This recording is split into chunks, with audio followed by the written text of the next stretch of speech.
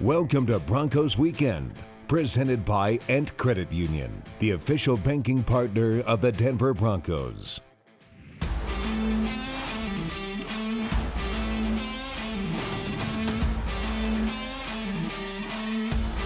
Hello and welcome to Broncos Weekend. I am your host and Denver Broncos team reporter, Elisa Hernandez. And in the studio, we have Denver 7's Bradey King and former Bronco and ESPN analyst Orlando Franklin. And later on in the show, Hall of Famer Steve Atwater will join us.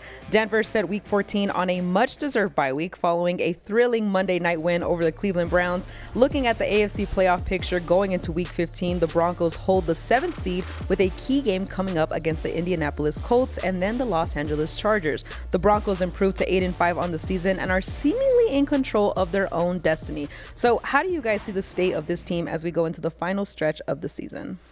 I feel great about it, right? There's a lot to be cleaned up from Monday night, and rightfully so. The game of football is very, very hard, but I'm watching the team battle through adversity. The last two games that the Broncos played, although it wasn't the cleanest games, I think it was the most that we're going to learn about this team and the most that they could build upon. So Sean Payton said it last week against the Raiders, that game, we don't win that game last year. And then you look at just how they played on Monday night against Cleveland, specifically the defense, right, where Cleveland was able to get some yardage at times. And you're sitting there, you're worried, but the defense, drawing that line, they're putting their foot down, saying no more. So I feel really good about this organization and this team right now. Yeah, some gritty wins, especially that last one on Monday. This team is playing confident. They're playing with a chip on their shoulder, which is awesome to see. And going back to that Monday night game, I mean, Jameis Winston, nearly 500 passing yards, you guys. Jerry Jeudy did his damage, but what really matters is that the Denver defense banded together and made plays when it counts. They won the rushing battle. They won the turnover battle, 3 picks, 2 pick sixes.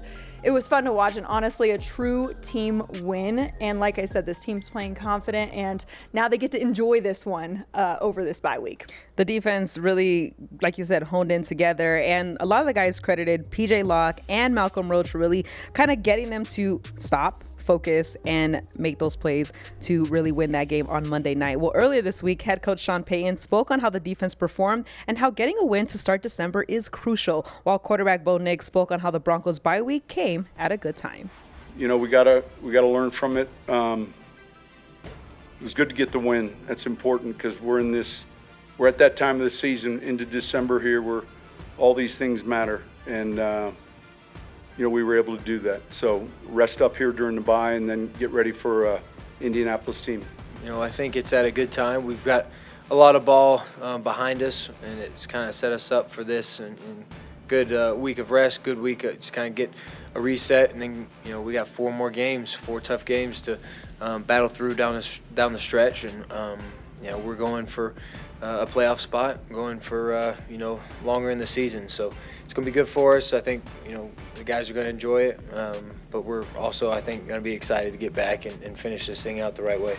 It's a late bye week for this Broncos team, but the way that these wins have kind of played out over the last 2 weeks, it kind of came at a good time. But you do like to see the way that Marvin Mims and Courtland Sutton and Bo Nix have really kind of found a way to gel together. Yeah, I mean, this is the last possible time that they can have the bye week. And personally, this is when I would like to have I'll ask who actually played in the NFL when he would prefer a bye week.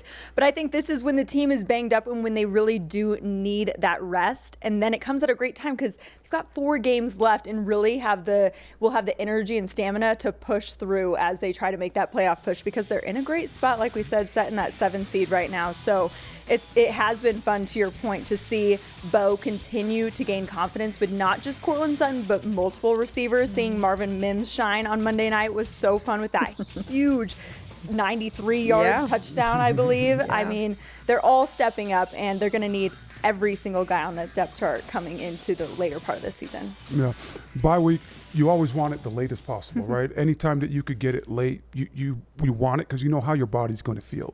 So, for the Broncos to be able to get this right now, especially with the month of December, they already put a win up in the win column for the month of December, knowing that teams are getting ready to run the football, try to control the time of possession. This is a really good time for the Broncos to really peel it all back and take a good look at their self, right? We saw Marvin Mims Jr. go over the top, and it was unbelievable. Yeah. How do we get more plays like that? So now it's Sean Payton and his staff, while everybody gets the time away from the facility, coaches are in there grinding and really figuring out how to get more balls to Courtland Sutton Martin, more balls to Marvin Mims, right? So I think this is going to be really good for this football team because we're going to see them get a little bit more creative when they come out of this thing this coming week. Yeah, you see Mims, you see Sutton, both of them had 100-yard receiving games, so it was really good to see both of them rolling. Well, in Week 13, the Broncos dueled it out with the Cleveland Browns in a Monday night classic. Let's take a look back at the best sights and sounds from the Broncos' thrilling win. Welcome to Empower Field at Mile High, as tonight on a Monday night special, the Denver Broncos host the Cleveland Browns. Exciting game for the Broncos as they continue their surge, fighting every single week to find a way to make the playoffs. It's showtime! Here is a handoff to McLaughlin and a nice carry to start this drive. Nix has to backpedal, another chance, and this time they hit. Bailey, what a catch, down to the 1. Williams got it, touchdown Broncos. Over the middle, that's caught, touchdown. Nix keeps it, throws a ball to Franklin on the right side, and the speedster is free. He's pulled down at the 1. They hand it off running straight ahead and to the end zone. That is a touchdown for Michael Burton. Winston takes the snap and throws the ball. It's intercepted. This is going to be a house call. Touchdown. That is Nick Bonito. Winston floats one to the back of the end zone. That pass is caught, and with 13 seconds to go in the half, the Browns now cut the Broncos lead to 21-16. Denver's got to get a few things going on defense. 3rd and 8, quick snap. Winston throws a ball that is caught, but a tackle made immediately by Cody Barton. 3rd and 11, down the middle, Mims, he's gone, touchdown Denver. Can Cleveland answer? They try with Judy, they got him. Pressure on Winston, Bonito, and then Cooper follows up. Ball is intercepted. This is going to be a house call. That is Jaquan McMillan. Winston keeps, throws, how about another? This time it's Cody Barton. And that will do it with 34 seconds to go. And it's been a wild one at Empower Field in Mile High, but it is over. On Monday night, Denver's defense came up with 3 interceptions for a total of 171 yards and 2 touchdowns. First time since 2018 and the 5th game ever with multiple pick sixes in that game. I mean, it's one of those games that you're really going to remember, especially for this defense. Yeah, absolutely. Guys were sensational, and at times it looked really, really bad. We talked about it earlier. Jerry Jeudy, he came out and he wanted Broncos country to know that, hey, look at me, right? And he was getting it done. But when it mattered the most, his defense was able to say, hey, no more. And guys came up with huge plays. My college offensive line coach used to always say, no man as an island, we must draw our strength from others. And I feel like the other night, when you look at Nick Bonito's interception, you look at McMillan's touchdown as well, and just Cody Barton, they drew their strengths from others because all the 10 guys around, they were doing their jobs and they trusted those guys, and now the play came to them and they made that play. Yeah, the defense was very honest after that game, saying this was ugly, this was not our best outing, there's so much to clean up, but they were also able to acknowledge that they came up with those huge plays that you got to do to win, and we've been talking about this for years with the Broncos of finding ways to win even if it's ugly, and they're doing that, and the defense deserves a huge round of applause for that. 3 picks, that was so fun to watch, and really there's nothing better than a pick 6 in my opinion. Yeah, you have to give them the flowers, and Jaquan McMillan after the game said, look, when you see your brothers making plays, you want to go out there and make plays too. Well, when we come back, Hall of Famer Steve Atwater and Orlando Franklin will head to our video board and break down the key defensive takeaways from Week 13. Plus, we have the numbers you need to know as we look back at the season. All that after the break. Bank better with Broncos checking from Ent Credit Union, the official banking partner of the Denver Broncos.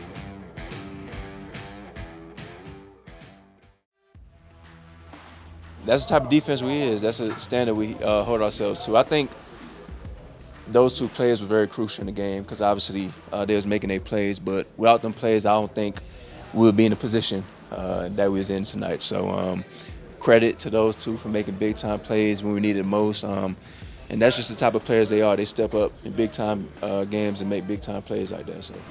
Welcome back to Broncos Weekend. That was cornerback Pat Surtain II after Monday's win, talking about the key pick sixes that the Broncos had in Week 13 and the standard this defense holds for itself. For more, let's send it over to Hall of Famer Steve Atwater and former Bronco and ESPN analyst Orlando Franklin. Thank you very much, Elisa. Big O. Now we're going to go over a few defensive plays. I'm talking about big plays. Now, we could have selected some other ones, but man, these are the most impactful plays here. We're going to start it off with number 15, Nick Bonito. This guy's been making plays all season long. And as you'll see here, he's going to line up. He's playing zone coverage. He reroutes the tight end. And you got two guys here. Something's wrong with that. They shouldn't be in the same area like that. I believe this running back should be back there a little bit behind the line of scrimmage. But regardless, Cody Barton does a great job of playing off of him. He's going to cover the running back. And Nick Bonito goes for the big play, and he makes it. He makes that catch, takes it to the house. Oh, man. How do you feel when your teammates make these kind of plays? Oh, these are game-changing plays. Now, Nick Bonito, you might want to get that football back. Yeah. Don't throw the ball up in. That's your first pick six. But let's start off with the pass rush. The Broncos are only rushing 3, right? But Zach Allen, relentless with his pass rush ability. Now, when you rush 3 defenders, that means you're dropping 8. Typically, you want the quarterback to hold on to the football a little bit longer in those situations because now you could create double teams up front. But you see Big 99. He's able to get to Jameis Winston and force him to throw that ball a little bit sooner. Sooner than he wanted to. Exactly. So it's relentless effort with the pass rush. And oh my goodness gracious, you know, you got to reward your fellow defensive lineman, right? Nick Bonito coming up with a huge interception in that moment. I love it because it's all 11 guys working together, really playing off of each other and getting it done and changing the game. Yeah, that was just a great play by him. Now we're going to move on to a second play. Jaquan McMillan, again, this guy's been making millions of plays. As you can see, he's lined up on the outside of him. He knows, I think, what route he's going to run. He's got outside leverage on him right away. And the receiver is going to run right to where he is. And he just steps over, makes the play. A lot of times guys go over there, they knock the ball down. That's what I had to do sometimes. I wasn't able to catch all of them. But he made that play. He popped right up. And, man, the receiver was a little late reacting there, and Jaquan took it to the house. Yeah. I've always said cornerbacks are wide receivers that can't catch. You made the statement, not me. You used to knock those balls down, right, because you weren't going to catch them all. That's right. This is a heck of a play by this young man. You talk about a guy playing with confidence. Yes, now. Lots of confidence. Really understanding the system, understanding the scheme. He's playing in that nickelback position. You talking about outside leverage and all the different things. You're the specialist. There's a reason why you wear that gold jacket.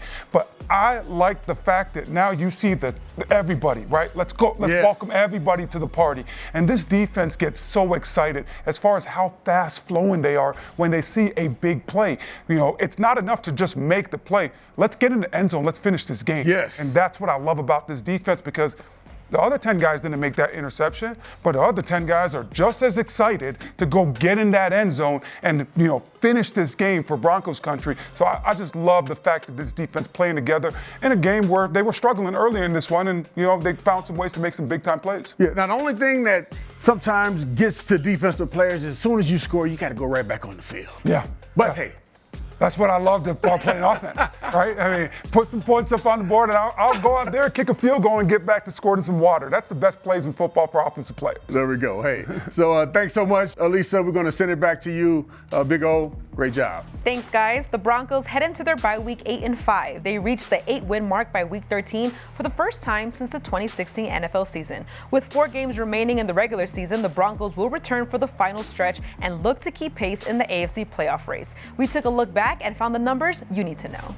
Through 13 weeks of the season, the Broncos have totaled 305 points scored, which is 4th most by the team since 2010. In Week 13, the Broncos had 2 players with 100 receiving yards in a game for the first time since 2016.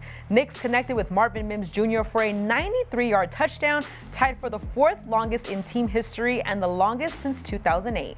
Wide receiver Courtland Sutton recorded his 3rd 100-yard performance of the season, and in the last 6 games has totaled 569 receiving yards, which is the most by a Bronco in a 6-game span since Demaryius Thomas in 2015.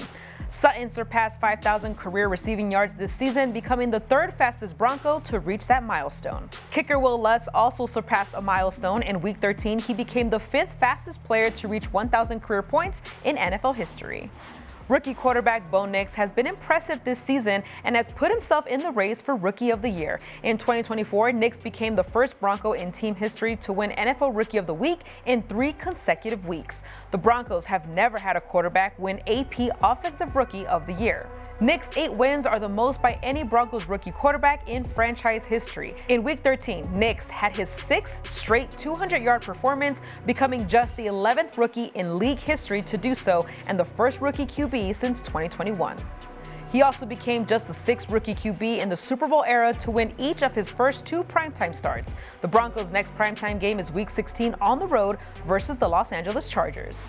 The Broncos defense continues to lead the NFL in sacks with 47. Outside linebacker Nick Bonito is second in the league in sacks through Week 13. The Broncos remain on pace to break the franchise record set in 1984 that stands at 57. In Week 13, the Broncos defense had 3 interceptions for 171 return yards and 2 touchdowns. Nick Bonito's 71-yard pick six is the 3rd longest interception return for a touchdown by a Broncos linebacker and the longest since Pro Football Hall of Fame linebacker Randy Gradishar in 1980. Bonito now has 20.5 sacks in his first 3 seasons. The Broncos continue their push for their first playoff berth since 2015. The Broncos are 3 games above 500 after 13 games for the first time since 2016. When we come back, Denver 7's Bradey King will have your fantasy-focused recap through the first 13 weeks of the season, and with the final 4 games remaining, our analysts will reveal which key matchup they have their eye on. All that and more when we come back.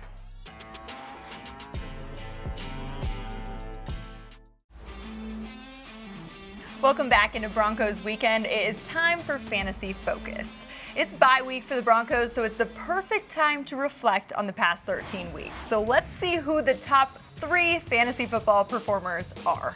Number 1 is no surprise. Quarterback Bo Nix leading the pack.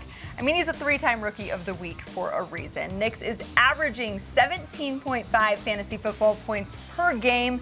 And since Week 5, among 36 qualifying QBs, Bo ranks 4th in passing touchdowns and 7th in passer rating.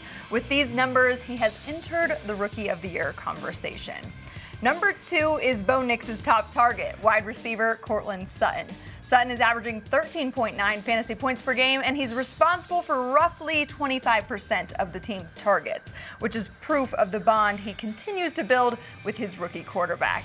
And last but certainly not least, the Denver defense. This unit is top 5 in nearly every category and is ranked 3rd among fantasy football defenses, averaging 10.2 points per game. And they've got a league best 47 sacks with 3 takeaways, including 2 pick sixes on Monday night. The Denver D tied a season-high 20 fantasy points in the win over the Browns and now have 8 double-digit performances. Well, that's the Broncos' top 3 fantasy football performers through 13 weeks. There's just 4 regular season games remaining for the Broncos, but first, of course, the bye week. We caught up with Bo Nix, who spoke on not letting this bye week disrupt their momentum. You got to take a break. You got to get your body some rest. I think the fortunate part is we've had 13 weeks to get in a rhythm, and so, I think a week will do.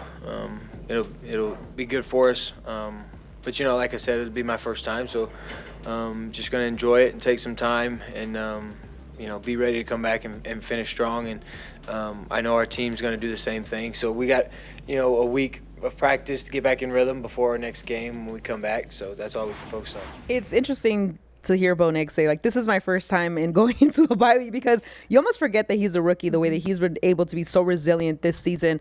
He spoke about it, though. You don't want to lose the momentum, but you also have to understand that sometimes to take care of your momentum, you have to rest. Mm-hmm. Yeah, you got to take care of yourself too as well, right? I mean, you get that bye week in college, you still got classes and you're studying for finals and stuff like that. But then you get to the NFL and this is your job. So how do you handle yourself? Even though you get that time to rest and get out the building, you got to make sure that you're keeping your mind sharp and looking through the playbook, or communicating with your offensive coaches and what are we putting in, and we're looking at Indianapolis. So you're constantly trying to stay ahead in the National Football League, all while saying, man, you know what? My body feels really, really bad. So I wanted to rest it a little bit. So hopefully, they were smart this week and they got into cold tubs, they got the massages and different things to get their body back up in shape. All the things. I need some of that. Yeah, right? I have not been playing 13 weeks of football. But Lisa, to your point, Bo Nix has been playing like a veteran, specifically since October. So it is funny to think, this is his first NFL bye week. What is he going to do? I heard he's going to go back home to Alabama to watch his dad coach, is the rumor around town. But I imagine he's going to treat his body right and be ready come practice time this upcoming week. No, for sure. And it's always better to go into a bye week off a win, because you're just, happier thoughts. Yeah, absolutely. When you win, everybody wins, right? And when you lose, everybody loses as well. Like when I played, we lost, we would have plans for bye weeks. And I tell my wife, hey, listen, those plans, they're canceled. Like, we're staying home. Like, we're just miserable because you lose. So it's great to go in after a win. Well, the 24-hour rule no longer applies, right? I mean, you get to kind of soak it in a lot longer. And if you lost, that kind of sits with you for 2 weeks, right? Yep. So this is a good way to have it. All right, well, it's time for Call Game, but with it being the Broncos bye week, it's Call Game, but with a twist. The Broncos have 4 games remaining in the regular season, matchups versus the Colts, Chargers, Bengals, and Chiefs. So I turn it over to our amazing analyst to ask which is the key game you guys are eyeing as the Broncos close out the final games of the 2024 season. You said Colts, Chiefs. What were the other 2? It was Bengals and Chargers. I got to watch the Bengals game because, at the end of the day, I think that the way Kansas City's playing right now, the Chiefs game might not really matter to them. So I don't really anticipate them really playing anybody. But now offensive firepower, and you look at just how the defense played and struggled the other night, Joe Burrow and Jamar Chase and company, those guys are going to come in and say, hey, look what Jameis Winston did and the Cleveland Browns. So they're going to try to attack this defense through the air. And I want to see the defense really rally back and say no more to a good offense in the league. So I'm eyeing that one for sure. I'm eyeing that Chargers game. I think in LA, a primetime game yet again. Broncos going to try to get a little bit of revenge. It's also a division opponent, so that would be an obvious huge win for so many reasons. So that's the game that I've got circled that I'm looking forward to see how this Broncos team has grown since the last time they played the Chargers. Yeah, and Bo Nix has been pretty good in primetime games. He has 2 wins in the first primetime games he has playing, so we'll see how he fares on Thursday Night Football. Well, there you have it. It's the final countdown. Up next is Week 15 as the Broncos welcome the Colts to Empower Field at Mile High. Until then, for Denver 7's Bradey King, former Bronco and ESPN analyst Orlando Franklin, and Hall of Famer Steve Atwater, I'm your host and team reporter Elisa Hernandez, and this is Broncos Weekend. Thanks for watching.